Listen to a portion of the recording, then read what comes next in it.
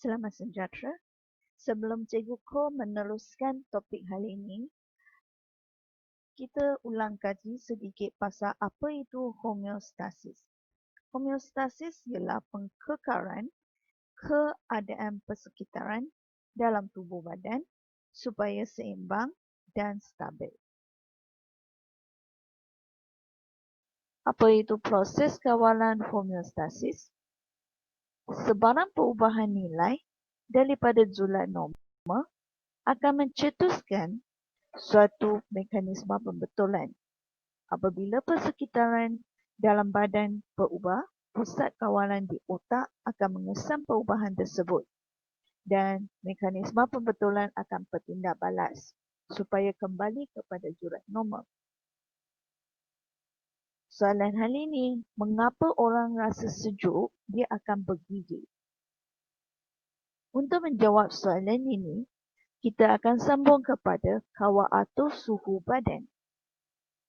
Apabila suhu badan kita meningkat, mungkin sebab kerana cuaca panas, mungkin sebab keadaan sekeliling kita panas, mungkin sebab selepas kita membuat exercise ataupun bersukan, suhu badan kita menjadi meningkat.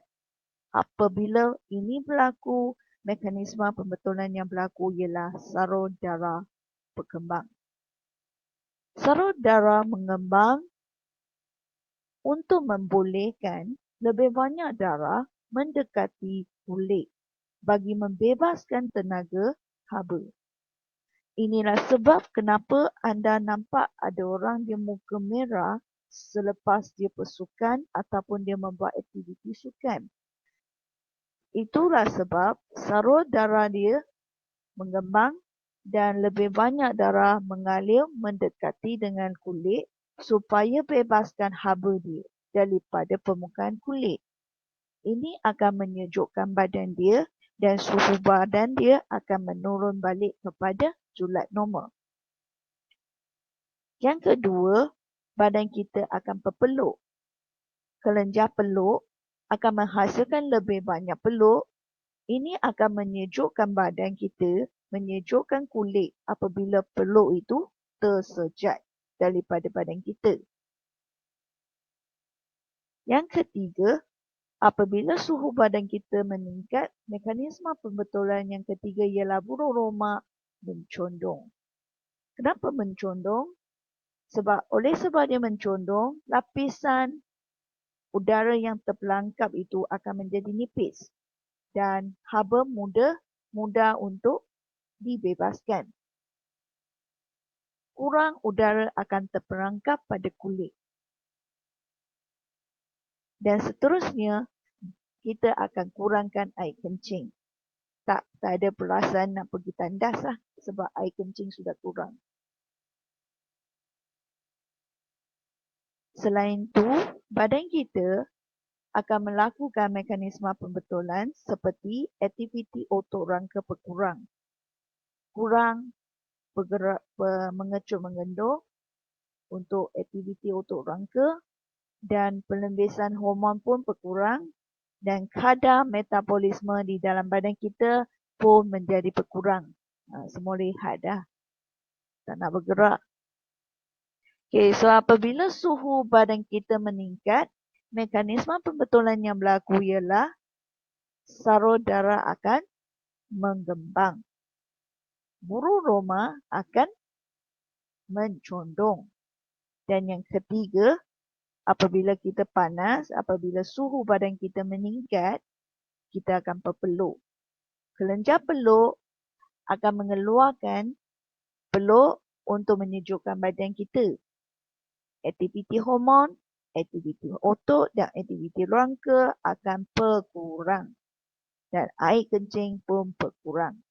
Menjadi sedikit. Secara kesimpulannya, sekiranya kita rasa panas, suhu badan kita yang normal 37 akan meningkat. Mungkin 37.8. 37.5.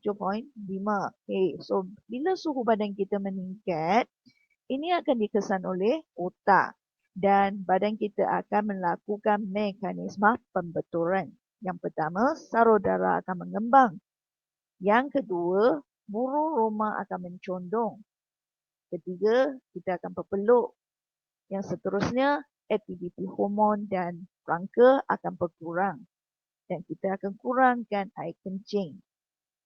Suhu badan kita akan menurun balik kepada suhu normal 37. Okay. Ini ambil daripada buku teks muka surat 76, iaitu semasa kita panas, suhu persekitarannya tinggi, badan kita pun suhu badan tinggi, bulu roma akan condong untuk kurangkan udara yang terperangkap pada kulit supaya haba mudah dibebaskan. Dan yang kedua, kelenjar peluk akan menghasilkan lebih banyak peluk untuk menyejukkan kulit apabila peluk tersejat. Yang seterusnya ialah saraf darah akan mengembang untuk membolehkan lebih banyak darah mendekati kulit bagi membebaskan tenaga haba. Sebaliknya, jika kita rasa sejuk, suhu badan kita akan menurun. Yang ini akan dikesan oleh otak. Dan badan kita akan melakukan mekanisme pembetulan, iaitu saraf darah akan mengecut. Bulu roma menegak, kurang berpeluk, aktiviti hormon, aktiviti otot, aktiviti rangka akan bertambah. Dan banyakkan air kencing supaya suhu badan kita meningkat balik kepada suhu normal.